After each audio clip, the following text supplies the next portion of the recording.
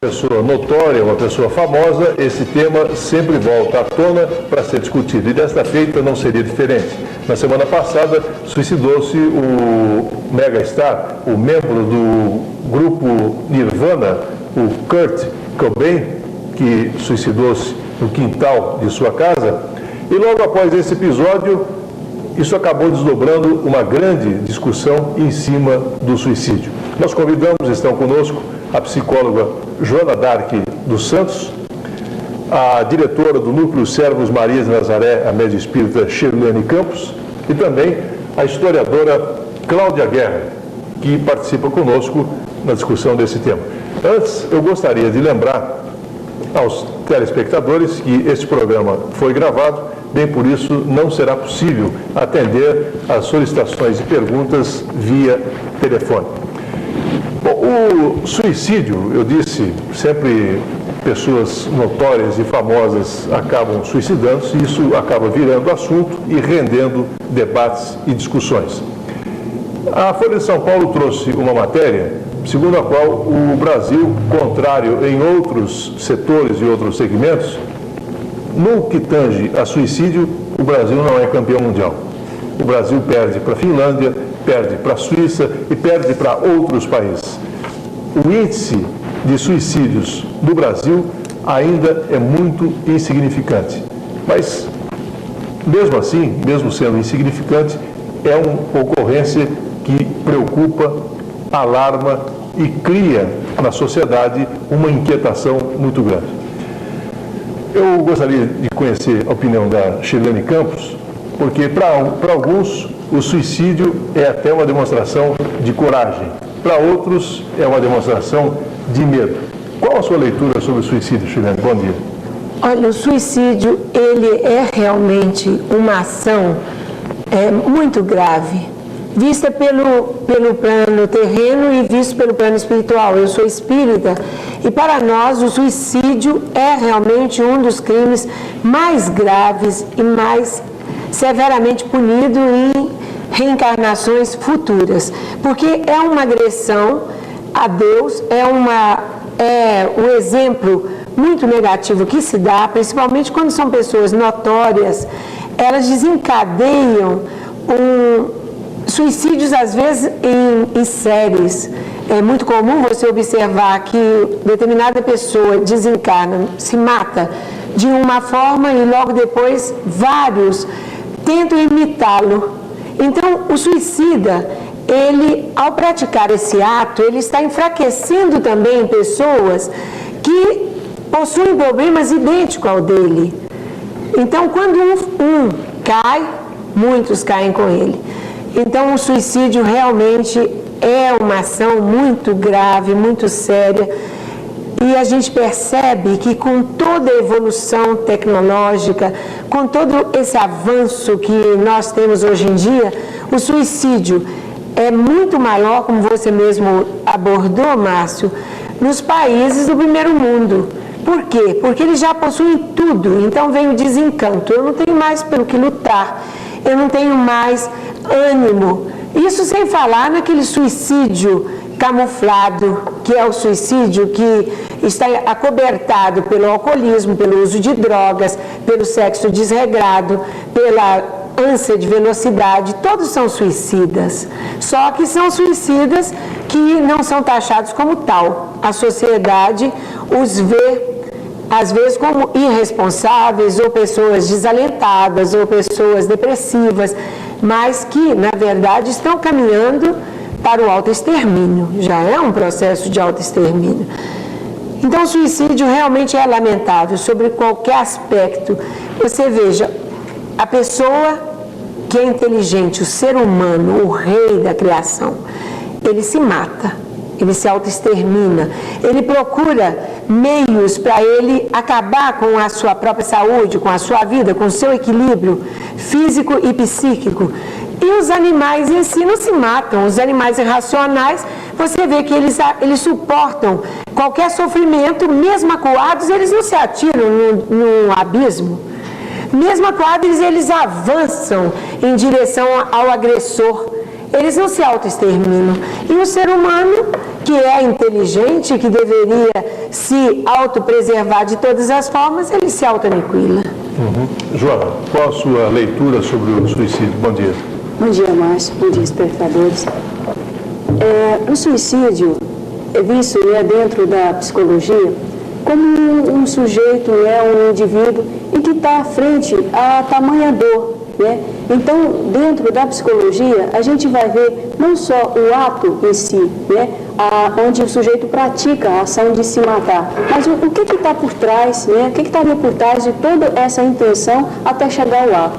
Como a Shirley mesmo disse, a gente vê vários tipos de suicídio, não só o suicídio exitoso, mas esse suicídio em que a pessoa fuma desregradamente, que ela passa a viver de uma forma perigosamente, e também alguns acidentes que são vistos como os acidentes, mas que por trás está um pedido de ajuda.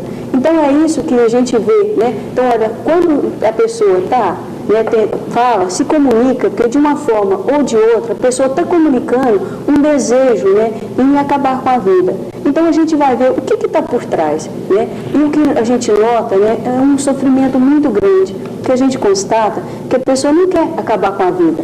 O que ela quer, o que ela busca é apenas uma outra vida, uma outra forma de vida. Quer dizer, se ela está vivendo com tamanho sofrimento, o que ela busca através do sofrimento é acabar, através do suicídio, é acabar com esse sofrimento. Então ela não está buscando a morte em si, ela não teria consciência dessa morte como um fim, mas uma possibilidade de acabar com esse sofrimento, tamanha a dor da pessoa. Então a gente vai estar trabalhando com essa questão do sentimento de dor, que é uma dor assim, tremenda, ela não é mais física, é uma dor mental, e tanto assim a pessoa não tem como sair, ela se sente sem saída, não tá.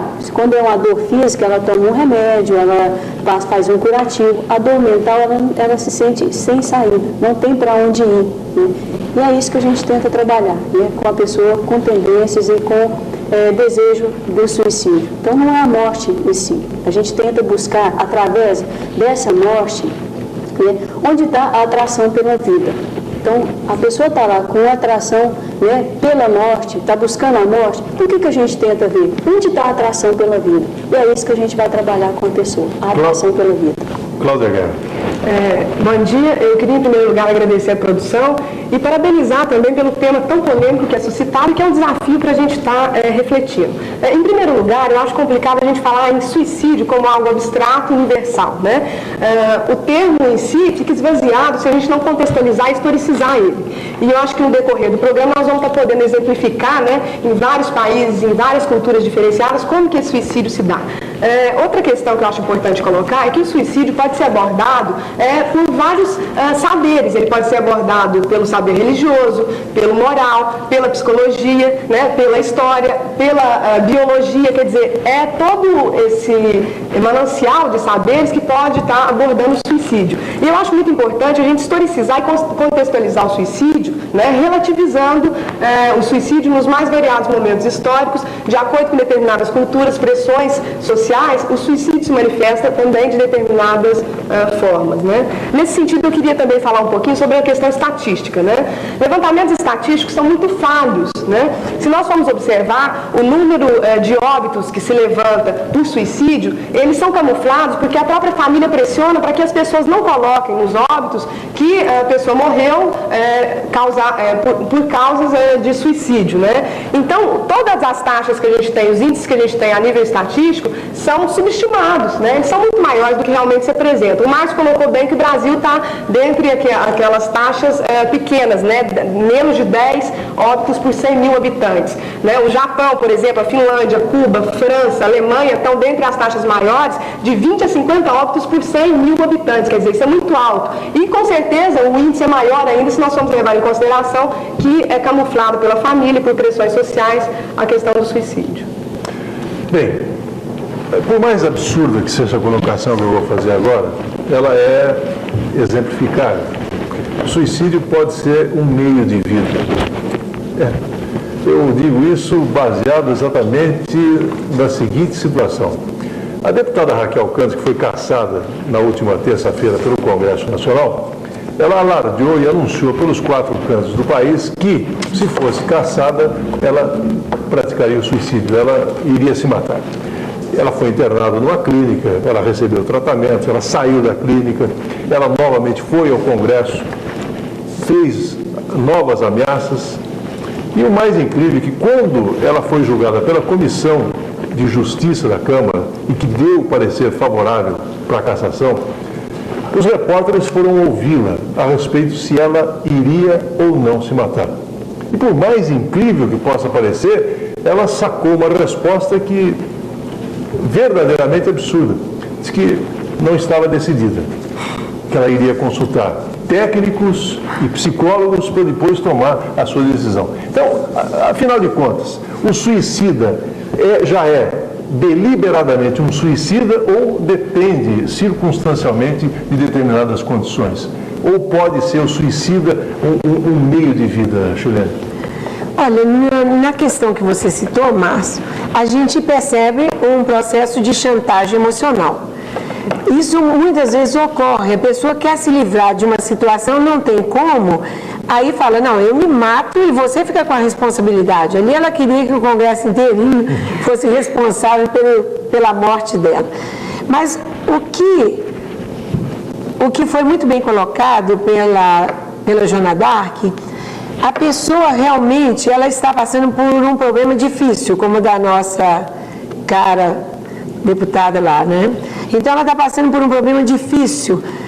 Existem muitas soluções, só que a morte não é a solução para nada. A vida é que é a solução. Então a pessoa, se ela acha que não existe uma porta, que não tem um apoio, mas se ela viver, ela vai observar que todas essas situações, aos poucos, elas mesmas vão se diluindo no correr do tempo, porque o tempo é o grande médico, o grande remédio para qualquer situação. Então, a situação que hoje lhe parece irreversível, amanhã é uma situação que ela vai achar até jocosa. As pessoas enfrentam, principalmente no campo afetivo, que o índice grande de jovens na faixa de 15 a 19 anos, a estatística realmente são falhas, mas existe muito no campo afetivo de 15 a 19 anos. Os jovens se matam. Minha Nossa Senhora, quantos grandes amores um jovem dos 15 aos 19 anos ainda não vai ter no decorrer da sua vida? Aliás, no ano passado, 333 jovens nessa faixa que você aludiu, 15 e 19, se mataram. É a estatística maior, né, Cláudia? É nessa faixa etária. Então, quantos amores, esses grandes problemas, aos poucos eles vão se diluindo. Ama hoje, amanhã a situação mudou, já aparece um outro grande amor, depois outro grande amor, até aparecer aquele que realmente é definitivo. Agora, se a pessoa se mata na primeira decepção afetiva, no primeiro problema, conflito que tem dentro de casa, no primeiro obstáculo que se depara diante da vida, ele não só vai deixar de viver uma grande vida, como vai ter uma morte em glória. Shirley, será que existem, acho que, motivações conscientes e motivações inconscientes? A Joana acho que pode falar disso melhor. Será que essas motivações aparentes são realmente aquelas que fazem com que a pessoa chegue ao ato de suicídio? Uma briga com o namorado, ou uma perda de emprego? Ou será que essas motivações são apenas a gota d'água que interagiram já com uma série de conflitos internos, com uma série de pressões sociais? Eu acho que o quadro é mais amplo, né? Esses são apenas mais alguns dos fatores que influenciam e que levam a pessoa ao suicídio. Bom, antes da resposta da Chilene, nós vamos criar até um suspense, nós vamos para o intervalo rapidinho, na sequência retomamos o Acontece Regional. Um instante só.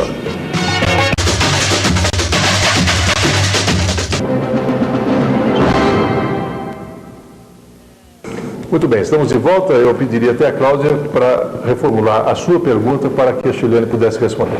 A questão é a seguinte, será que essas esses suicídios não têm motivações inconscientes para além daquelas aparências, né? A briga com o namorado, a perda do emprego, elas podem ser mais um dos fatores que levam a pessoa ao suicídio, mas eu tenho a impressão que o quadro é mais complexo, né? Talvez a Joana pudesse falar um pouquinho desses conflitos internos, né, que levam a pessoa ao suicídio. O suicídio inconsciente, que não foi premeditado, que não é fruto assim do sofrimento permanente batendo na alma, que vai desgastando a resistência da pessoa, e ela então não vê perspectiva nenhuma no futuro de melhorar aquela situação. Então, esse suicídio é o que nós chamaríamos de suicídio consciente. A pessoa premedita aquela ação. O inconsciente é aquele que a pessoa é levada por forte emoção, forte impacto emocional. Então, ela não pensa, ela não raciocina, ela apenas quer acabar com aquela agonia, com aquela tortura, então ela se mata. Então, em geral, a pessoa que premedita o suicídio é aquele que procura ajuda. Ele procura o psicólogo, ele procura o médico, ele procura amigos, ele procura a religião. Esse é fácil, às vezes, você trabalhar com ele, porque ele vai, aquilo que não tinha valor, ele passa a adquirir novos valores. Ele vai mudando seus conceitos a respeito da própria vida, da conquista, do seu espaço de paz. Porque a pessoa, diante da perda da paz, ela então busca o pior recurso, que às vezes é a morte. Agora, aquele que age de forma intempestiva, esse não dá nem sequer a condição de ajuda. Eu fico pensando na questão quando a Cláudia fala, né, dessas causas, né, que você vê, a gente chama de um desencadeante. Né? Quer dizer, foi porque terminou com a namorada, foi porque houve uma falência na firma. Quer dizer, a gente considera isso apenas como uma causa desencadeante. Por trás de todas essas causas desencadeantes, há todo um comportamento que, se a gente observar, se a gente for fazer uma análise mais profunda, você vai ver que a pessoa já está dando indício. A vida toda ela já deu indício, né, que ela estaria, né, com essa pessoa. Então, a pergunta do Márcio, será que toda pessoa já é um suicídio em potencial? Né? Aí a gente fica pensando por uma questão. Bom, todo ser humano, ele sempre está uma luta muito grande entre impulsos de vida, né, pulsão de vida e pulsão de morte. Né? A todo momento nós estamos travando, né, essa grande luta. Quer dizer, a pulsão de morte, ela seria agressiva, né, autoagressiva, seria um desânimo, né, não estaria levado à criatividade, não estaria levando a um crescimento. Né? Então, todas as pessoas passam por esse conflito, né, entre pulsão de vida e pulsão de morte. Agora, algumas pessoas vão dizer que estaria com um ego, né, mais fragilizado, um ego mais fragmentado, né, ela não encontraria uma saída, né, frente a todos esses conflitos. Né? Então, a única saída que ela vê seria o suicídio. Né? Mas essa pessoa ela já vai dando indício. Se a gente for ver, né, por essa pessoa, ela já vai te contar, até contando, né, o que poderia acontecer. Eu me lembro que, certa feita, assisti um filme chamado Morte ao Vivo. Era um programa de televisão, quer dizer, o filme mostra um programa de televisão na França que era especialista em reproduzir mortes ao vivo, suicídios. Então, o filme com a Romy Schneider era uma suicida que estava anunciando que a qualquer momento ia se matar. Então, a televisão ela centrou todas as atenções em cima dela e assim como outras pessoas para que pudesse reproduzir o clima, o momento exato da pessoa desfechando o ato do suicídio. Então aquilo pareceu até uma situação rigorosamente absurda e coincidentemente, um ano depois de eu ter assistido a esse filme, eu tive o desprazer de presenciar pela televisão a morte ao vivo de um senador norte-americano que desfechou um tiro na boca. Essa cena chocou o mundo. E o fator motivador do seu suicídio foi uma questão ética e uma questão moral, porque ele foi envolvido na imprensa com vários escândalos, ele havia recebido dinheiro, ele era um parlamentar corrupto e não suportou a denúncia de toda essa situação e o desfecho disso foi exatamente o suicídio. Eu fico até imaginando se a moda pegasse, dos membros da CPI. Né? Então, eu perguntaria a Shirlene o aspecto da motivação, porque antes nós tínhamos até uma motivação que chamaríamos uma motivação ética e moral.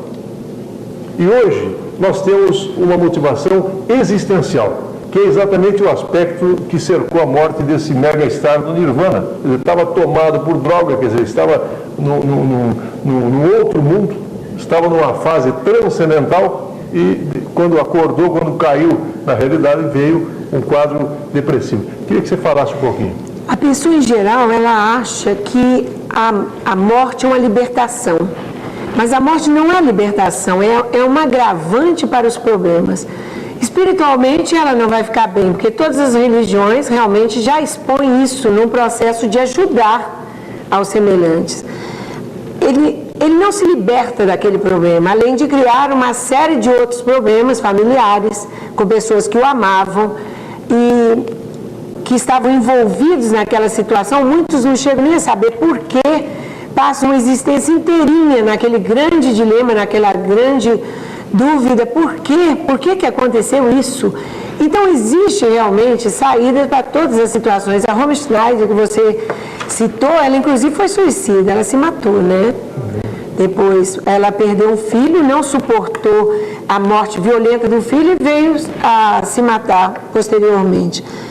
Mas o suicídio em nenhuma situação é solução. Não é para um problema, por exemplo, de alguém que perde o respeito. Esse homem que você citou, Márcio, ele perdeu o respeito. Ele sabia tudo aquilo que ele era, que na verdade, quem é que não se conhece? Ele sabia o que ele era. Agora, assim que as pessoas passaram a saber o que ele era, perdeu o respeito da coletividade de todos os povos, ele então passou a não ver mais razão para ele viver, porque as razões para ele viver estavam em bases falsas, porque na verdade ele não era aquilo que ele aparentava, ele era o que era, só que ele não queria assumir.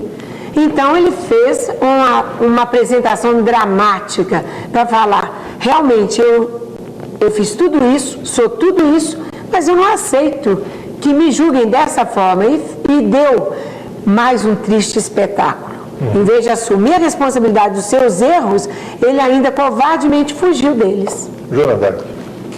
Quando a Shirlene fala, né, que ele não se conhecia, eu fico aqui lembrando da mitologia. Quando a gente vê o mito de Narciso, né, você pensar, bom, Narciso se mata. Dentro da mitologia, né, foi um dos personagens que se mata. Por quê? À medida que Narciso se via, né, nas águas, se enamorou, né, só que ele não suportou o conhecimento dele mesmo.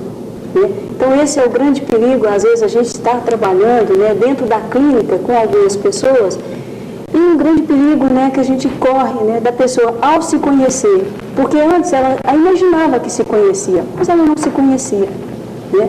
Então, à medida que a pessoa vai se conhecendo e tem essa estrutura, né, fortalecida, ela pode seguir a vida. Shirlene, será que não seria possível também a gente relativizar a própria religião? Por exemplo, a igreja primitiva, pelas poucas leituras que eu tenho, ela inclusive estimulava o suicídio através do martírio. Por quê? Com aquela concepção de que você chegaria ao reino dos céus mais rapidamente, aquela visão paradisíaca, né, de que o reino dos céus não teria todos esses conflitos, esses problemas terrenos, né? E a partir do século IV, mais ou menos, Santo Agostinho é que coloca que o suicídio passa a ser subversão. Tanto que, historicamente, o suicídio, ele é bastante castigado das mais variadas formas, né? Em alguns momentos históricos você resgata os bens daquele que suicidou, em alguns outros momentos você enterra a pessoa tirando as suas mãos e enterrando as mãos separadamente, com medo de que essa pessoa volte, a sua alma volte e ela venha a se vingar, né? Em alguns outros momentos, quer dizer, historicamente a gente vê que é muito interessante analisar o suicídio, né? Que ele se manifesta de formas muito diferentes. Então eu também me pergunto, será que a religião, nesse prisma de que o pós-morte, o além-vida, não seria mais interessante do que a vida terrena? E seria uma forma até de incentivar o suicídio nessa perspectiva? Aquele que tem realmente uma crença ou tem um ideal, mesmo que esse ideal não esteja baseado numa religião, que tem uma motivação para viver, dificilmente ele se suicida. Ele luta, ele enfrenta, ele tem garra.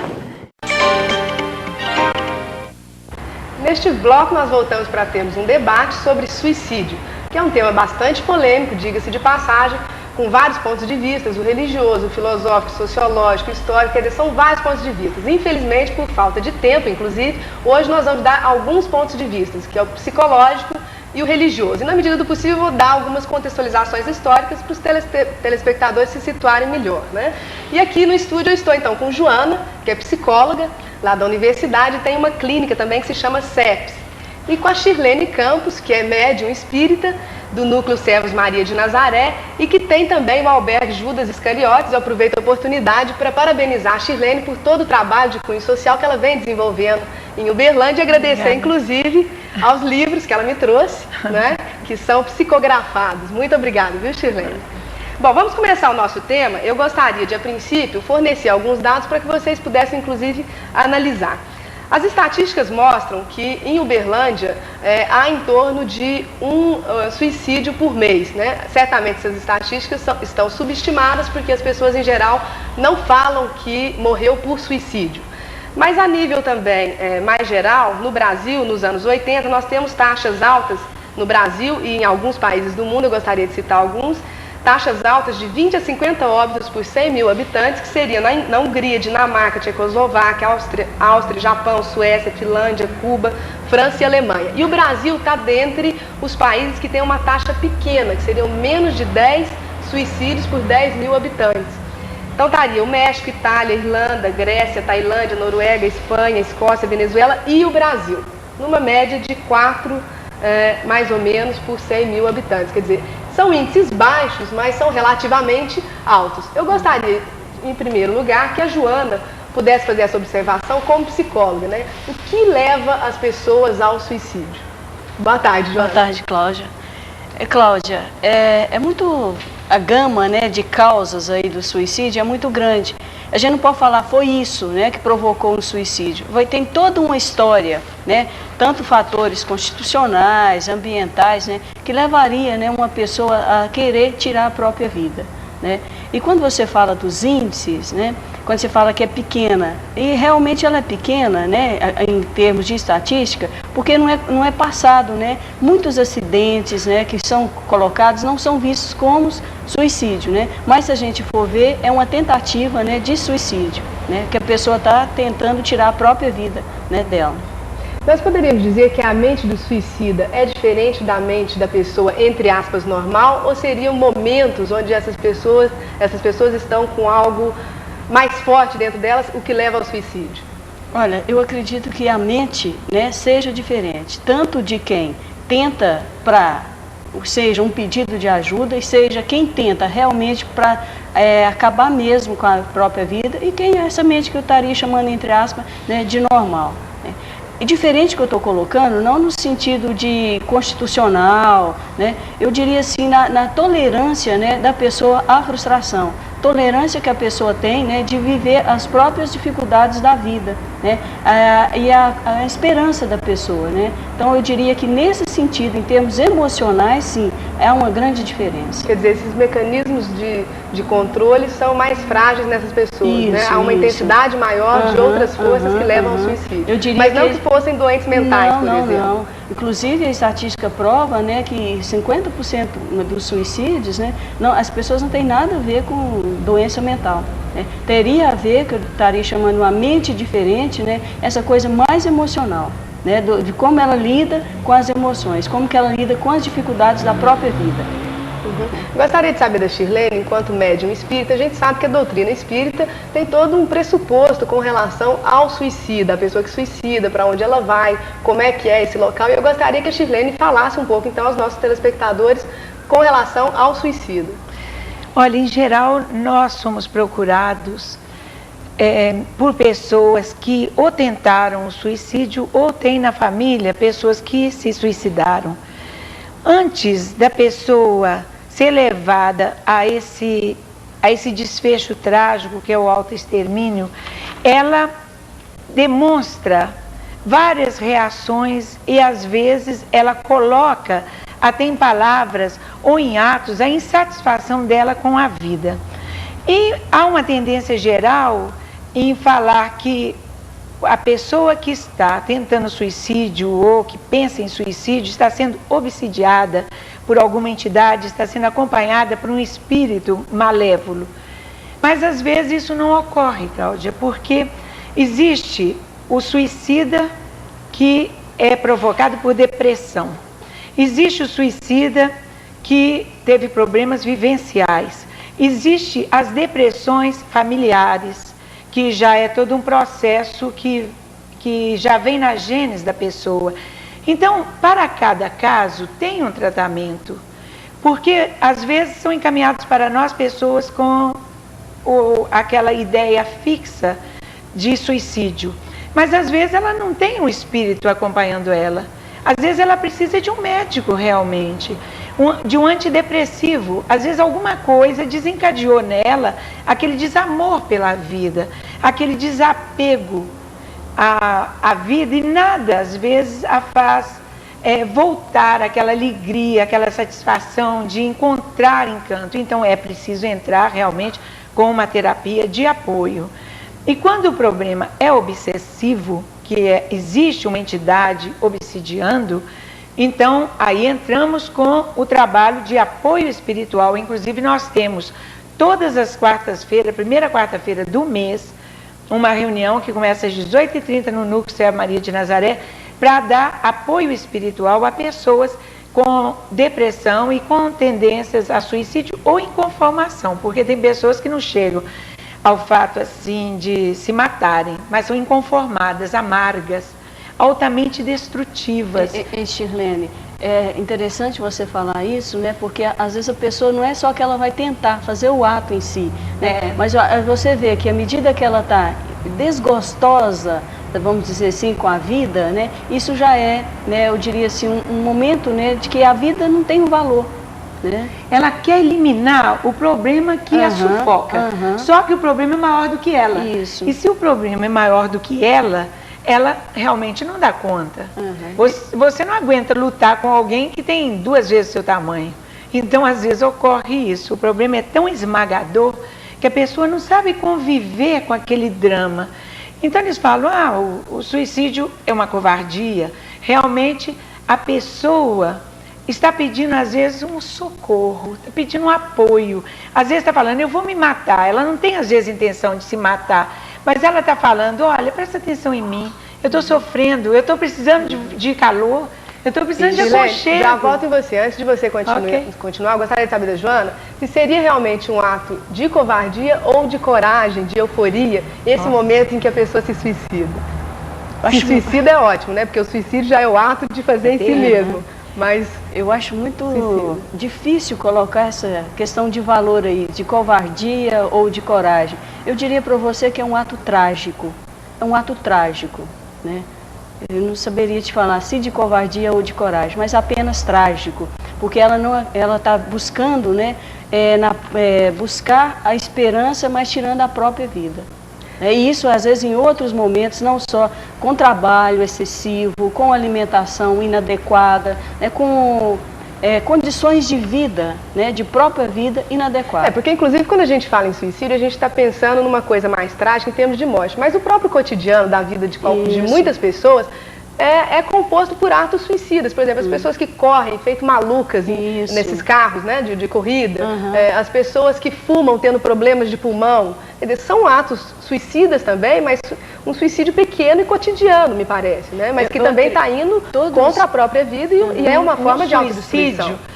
Realmente cotidiano. Cotidiano. Agora, o alcoólatra, o drogado, quer dizer, são formas também de autodestruição. Mesmo, eu acho que todos nós passamos por um momento de dificuldade que a gente fala, ai, que vontade de estar em outro lugar. Os problemas psicossociais, né? A questão conjuntural, em momentos de crise, certamente esse quadro ele aumenta. Mas eu gostaria ainda de saber da Shirlene um pouco sobre a questão da própria doutrina espírita, quer dizer, depois que a pessoa que se suicida morre, a gente sabe que, de acordo com a doutrina, há uma certa punibilidade dessa pessoa. Né? Quer dizer, para onde que ela vai, o que acontece, eu gostaria de saber para depois, inclusive, ter a opinião da Joana com relação a isso. O suicida, realmente é um ato de covardia.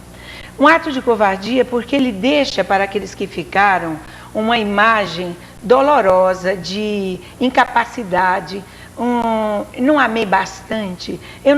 Muitas crianças, às vezes, uma criança de 10 anos que a mãe se matou, ela chegou para mim e falou, mas será que a mamãe não me amava tanto para poder viver por mim? Será possível que ela não me amava? Então a gente esclarece para a criança que a mamãe amava, mas a mamãe, por alguma razão que fugiu o conhecimento da gente, fez com a vida dela o que ela não tinha direito de fazer. Então a coragem está em você vencer, você tentar de todas as formas superar os obstáculos, e se você não conseguir sozinha, buscar ajuda de alguma forma, seja onde for. Não precisa às vezes nem ser um médium, um psicólogo. Quantos amigos com um sorriso, com uma palavra, retiram a gente às vezes do fundo do poço? Quantas pessoas, quantas páginas que você lê, às vezes uma notícia num jornal, alguma coisa, ou alguém que te falou uma coisa boa, bonita, você já sobe o astral. Então, a pessoa que pensa em se matar, ela pensa principalmente em punir outro e acaba sendo a maior punida. De acordo com a doutrina. Quase sempre é essa a posição do suicida. Ela quer fazer o outro sofrer. Onde que vai, no entanto, quem sofre mais é ela. É uma fantasia ilusória, né? Porque ela não está depois. Porque os outros continuam da Deixa eu mesma só maneira. cortar vocês um minutinho, nós vamos ter que chamar o intervalo, mas a gente já volta para esse bate-papo, tá? Nós vamos para o intervalo.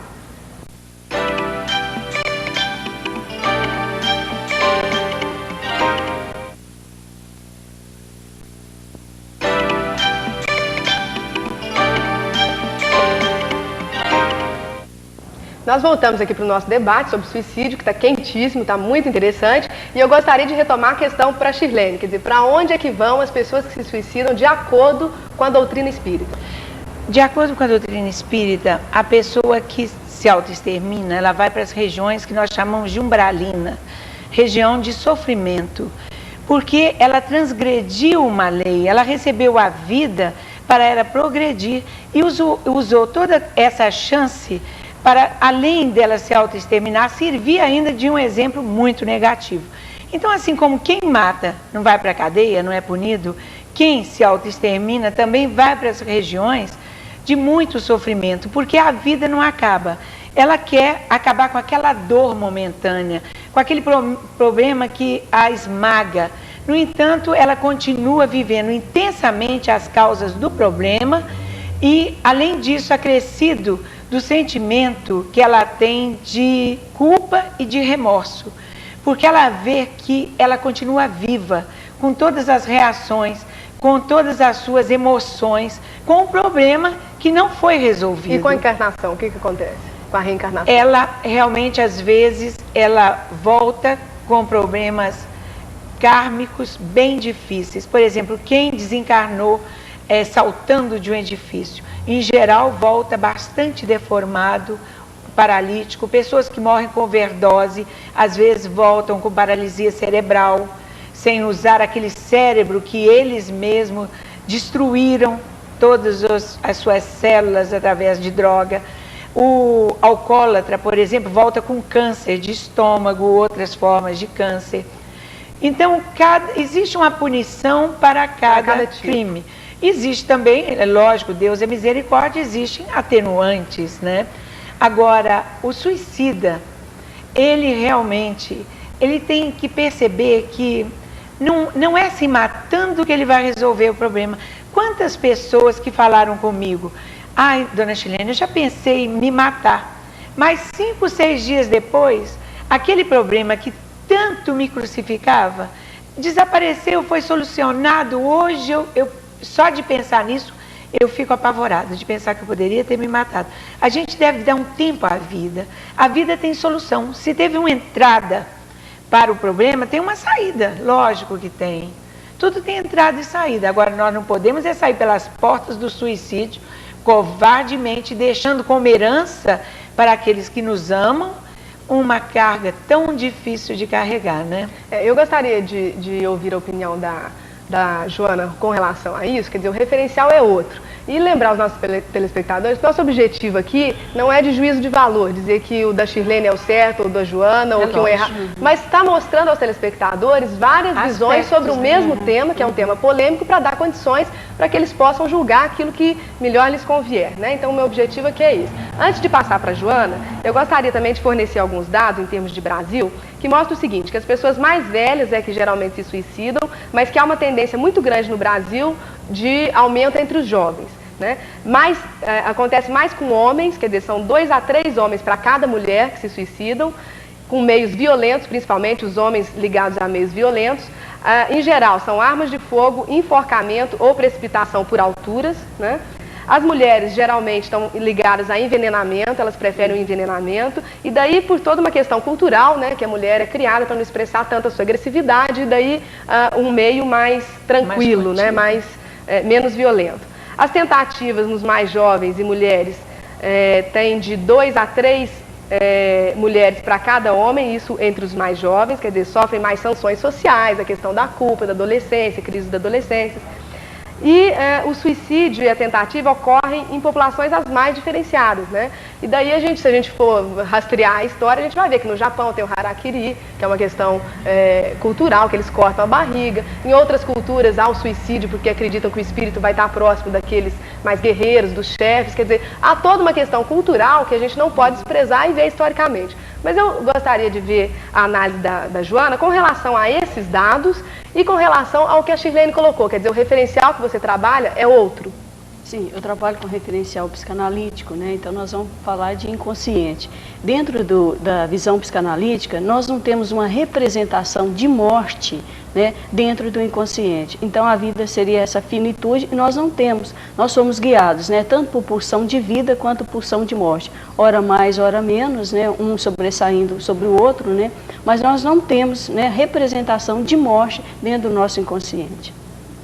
E com relação a esses dados, quer dizer, são pessoas mais velhas, mas há uma tendência grande de aumento do suicídio entre os jovens. Uhum. Os meios utilizados, esses meios violentos, armas de fogo, enforcamento. Eu acredito, Cláudia, que a maioria dos jovens, né, hoje estão muito perdidas, as pessoas estão perdidas, né, estão em busca da própria identidade. Como a Shirlene falando, né, esse sofrimento, uma baixa tolerância, a paciência, né, de aguentar, que o problema vai ser resolvido. Como não tem, e não tem um amparo, né? Hoje a gente está vendo a questão da família, né? O quanto que a importância da família dentro, né, da personalidade, na formação da personalidade da pessoa. E hoje o que a gente observa, né, que a família está desestruturando, né? E isso tem trazido consequências, né, para o jovem, para as pessoas, para a sociedade em geral, né, e para os jovens, que não encontrando um apoio suficiente, né, estaria buscando aí outras alternativas, né, de resolver uma dificuldade. Você tem experiência com pessoas de tratar ou de analisar pessoas que tentaram suicídio, né, Joana? Sim, sim. Olha, a pessoa chega, né, Cláudia, no consultório com muito sofrimento, né? Ela chega assim, geralmente trazido pela família, em desespero, e geralmente trazido pela família, né? Porque nesse momento a pessoa não está tendo nem condições, né, dela própria buscar uma outra alternativa.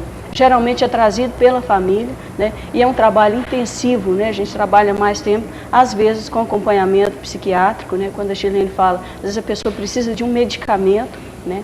E junto comigo no trabalho psicoterápico. Você acredita que os profissionais da área estão preparados para lidarem com pessoas que tentam suicídio? Eu vejo profissionais que eu digo, os mais diversificados, a área de saúde como um todo, não só psicólogos, mas às vezes a pessoa procura um outro serviço médico. Ainda hoje, né, o suicídio ele é muito discriminado, né, porque é um ato, né, se a gente pensar, um ato agressivo, né, e todo ato agressivo ele é reagido com também agressão. Ainda é muito discriminado, seja no meio médico, né, enfermeiros, psicólogos, né, mesmo dentro da família, com os amigos, ainda é muito discriminado. Né? Agora, eu vejo que as pessoas estão tentando, né, falar mais sobre essa questão polêmica, não só do suicídio, como da própria morte. Infelizmente, nosso tempo está se esgotando, o tema é muito amplo, muito ainda teríamos o que conversar. Eu gostaria de pedir as considerações finais de cada uma de vocês e já convidar no ar a Shirlene para um debate, numa possível oportunidade, sobre a questão do aborto, que eu tenho certeza que ela vai ter para contribuir conosco. E a Joana também numa outra oportunidade. Gostaria então das suas considerações finais e lembro a vocês que vocês vão conferindo pelo vídeo o telefone do Núcleo Céus Maria de Nazaré da Shirlene e da clínica da Joana também. Olha, eu tenho observado também que, inclusive aqui em Uberlândia, só no mês tivemos 5 suicídios de criança na Turbalina. Então a gente vê que, a gente pensa que a criança e o jovem não tem problema, é um desajustado. Não é, eles têm, os problemas para eles assumem proporções enormes.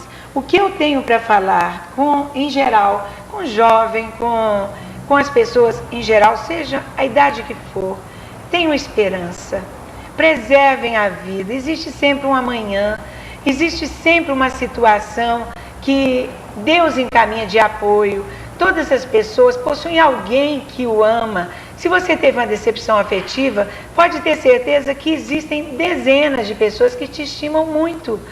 Então, mantenham a vida, mantenham a alegria de viver esse processo de terapia diário. Saiba dar bom dia para você, se alegrar com tudo aquilo que você tem, porque existem pessoas que têm muito menos e às vezes nós nos desesperamos por muito pouca coisa e só vamos dar conta disso quando é tarde demais. Eu estou lendo um livro que chama Viagem no Fundo das Trevas. É de uma mulher que tentou suicídio e ela mostra todo um processo de depressão que ela viveu e o horror que ela viveu naquele pedaço, aquele processo que ela estava inconsciente.